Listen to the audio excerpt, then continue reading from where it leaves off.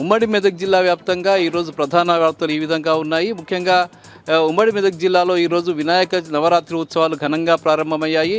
అట్లాగే అన్ని ఇళ్లలో కూడా హిందూ సంప్రదాయం ప్రకారం పెద్ద ఎత్తున వినాయక చవితి ఉత్సవాలను ఘనంగా జరుపుకున్నటువంటి పరిస్థితి కనిపించింది.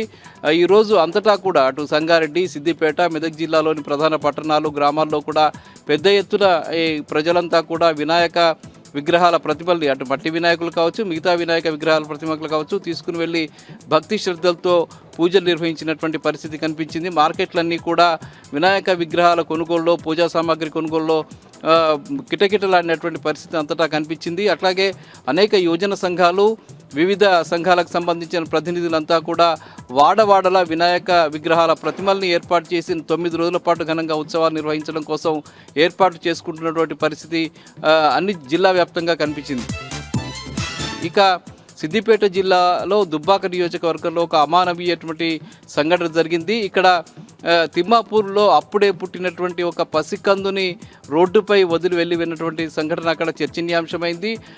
ఈరోజు మధ్యాహ్నం పూట ఒక పసికందును, అప్పుడే పుట్టినటువంటి పసికందును అక్కడ వదిలి వెళ్ళిన నేపథ్యంలో అక్కడ చుట్టుపక్కల ఉన్నటువంటి వాళ్ళు గమనించి ఆ పసికందును తీసుకుని సిద్దిపేటలోని ఒక ప్రైవేట్ ఆసుపత్రికి తరలించారు.